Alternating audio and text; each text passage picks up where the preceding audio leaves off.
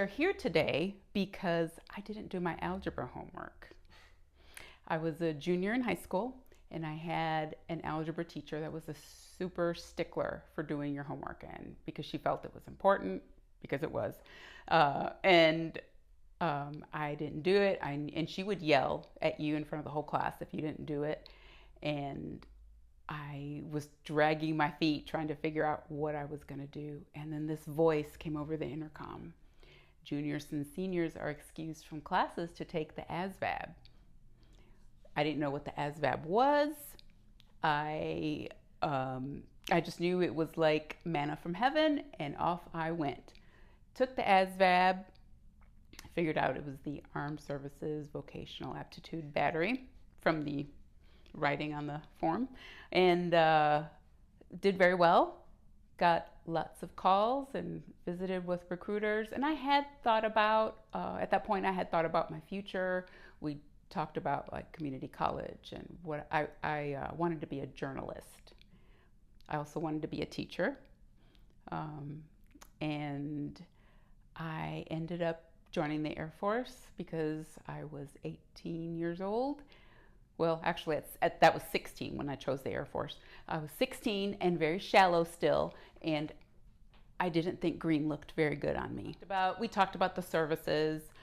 She really liked the Navy, and she was kind of pushing me toward the Navy. We have family, and we had a lot of family that had been in the Army. We have a very large family, we're spread out all over the U.S., probably from coast to coast. We have people everywhere. And so we had quite a few people in the Army, but not anybody in the Air Force, which was not necessarily a decision, not necessarily that, but, I thought the Air Force would be a good fit for me. My stepdad was a little horrified, I think. He was from a traditional Latino family, and girls just didn't do that. The girls in his family just didn't do that. And I remember all the ladies in my stepdad's family being kind of horrified. Myself in this big fancy hotel downtown, in a big hotel room, all by myself.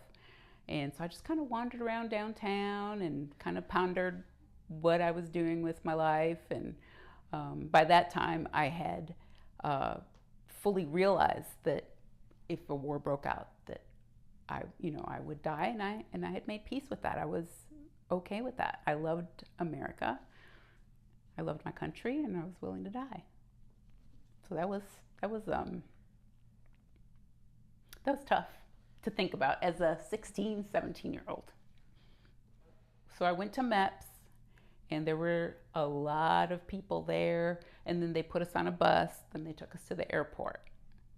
And I really didn't know anybody, but I'm not really somebody that meets a stranger. So, I was chit-chatting, and there was a lot of nervous people. And I was nervous because it was the unknown. But there was no doubt in my mind that I could do it. I knew I could do it. I was a little worried about the physical part, but I surprised myself. So I had selected a bunk way at the other end from the TI's office, because that is what family said. Stay under the radar, you'll be fine. You're going to be fine.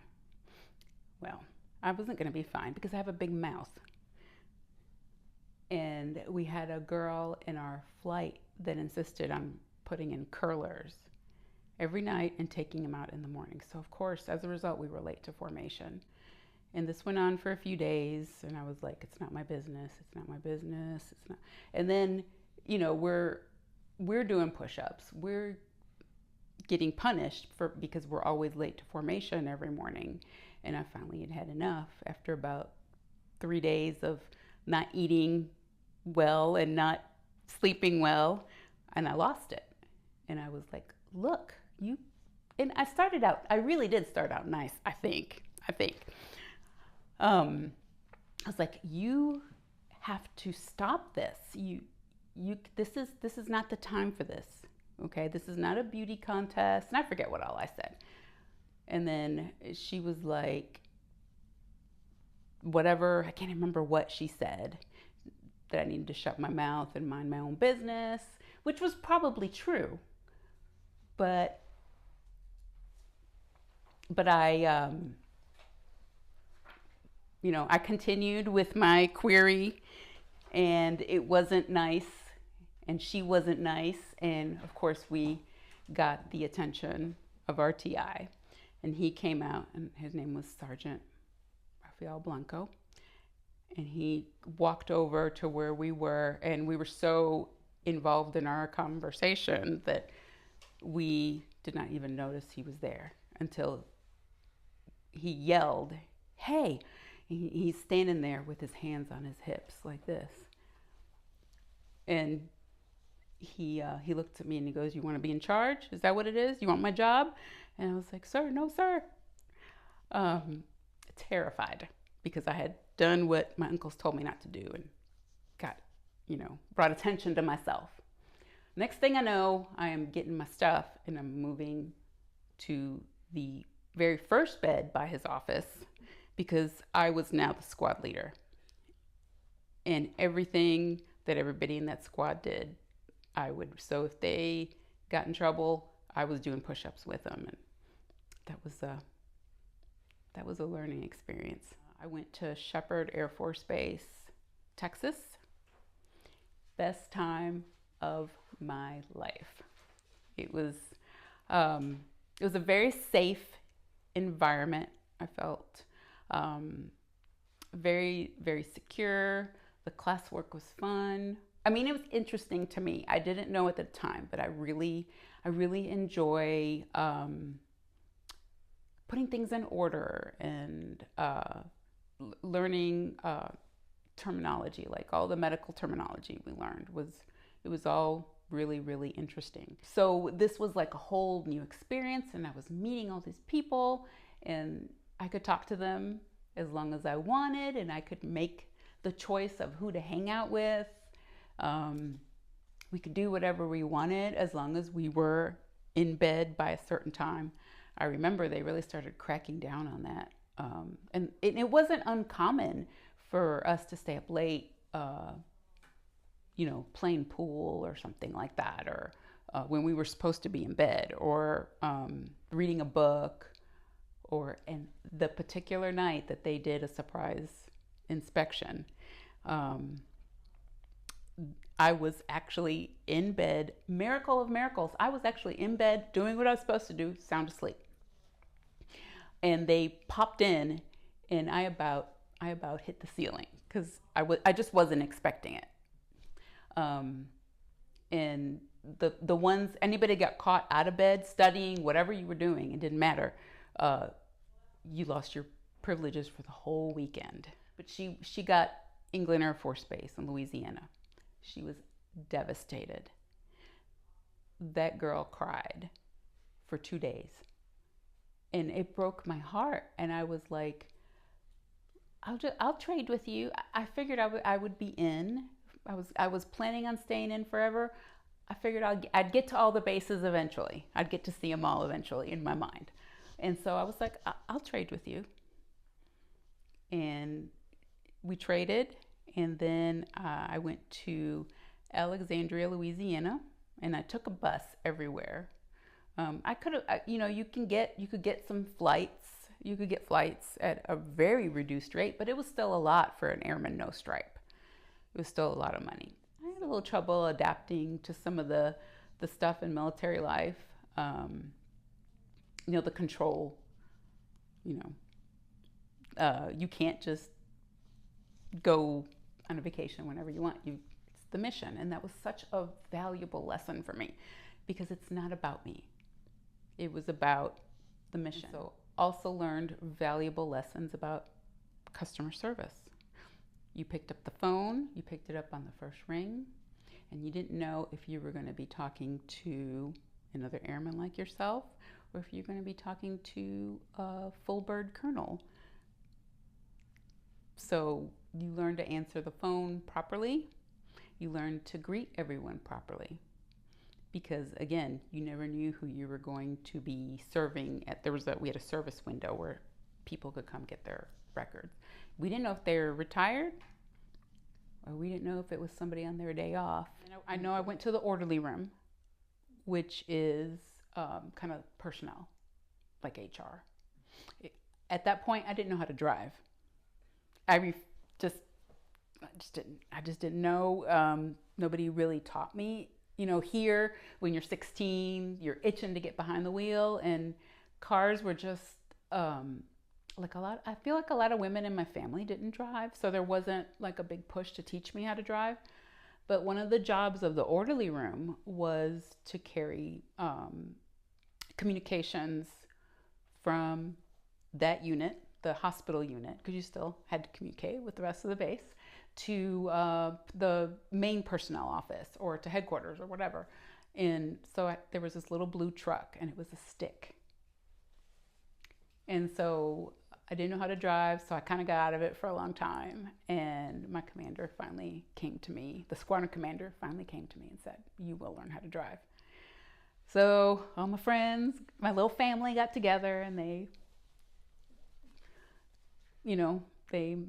survived teaching terrified little Maddie how to drive. But I finally learned how to drive, and I learned how to drive a stick. And so they got rid of all the civilian maintenance crews and just started, and it seemed like a good idea at the time.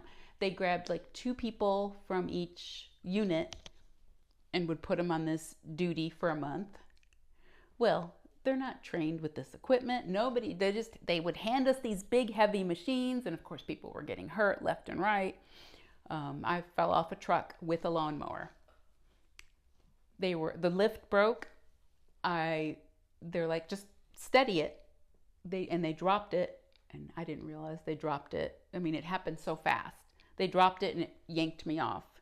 And the lawnmower and I both went down this, I remember it was just down this little embankment. And the next morning, I felt fine. I had just a couple of scratches and bruises and all that. The next morning I couldn't get out of bed because I had held on to the lawnmower and tried to, because I was pulling and probably looking back. And so the next morning I couldn't get out of bed, and they came and got me and put me in the hospital. I was in the hospital for a week. So I had 2 wartime jobs, actually, if we went to war, because all of this was preparation for war, obviously. We would set up an air transportable hospital and run an air transportable hospital and do surgery and all these things. We used to go out to Lake Coteal, and we'd set up the hospital out there. And the place where we set up that was big enough for all of this equipment was next to a farmer's field. So we'd set up our tents and go to sleep, and we might wake up with a bovine you might wake up with a cow in the tent. I think somebody did wake up with a cow, like looking at them or something like that. But I had a little run-in with the bull. I was coming around the corner. I had the last piece of my lunch in my hand, which was an apple. And I was face to face with a very, very large bull. And I could hear from a distance, they're like, "Don't move. Just slowly back away." And I'm backing away. He's walking toward me. And I realized he wanted the apple in my hand. And so I was like, and somewhere at home, I have that picture of me from the back handing him that apple. And he took the apple and off he went. My Air Force career, that being on a resume, has always, as short as it was, has always opened so many doors for me. Jobs where, they preferred somebody with college, I got because I did have that 4 year. They knew that I knew how to work, that I knew how to be a team player, that I understood the importance of getting the job done. And so I'll always be grateful for that. I tell them, be prepared to sacrifice, because it's not about you. It's about the mission. And you're choosing an occupation with so much honor and history. This country wouldn't be here if it weren't for soldiers. So you need to respect that. This is not it's not just a job. It's a lifestyle. Um, it's not something that you should go into lightly. And I always tell them, be careful when you're in the service. Be careful who you hang out with. You want to hang out with people that are going to uplift you, that are going to make you the best person that you can be, the best version of yourself that you can be. And enjoy it, because it's a lot of fun.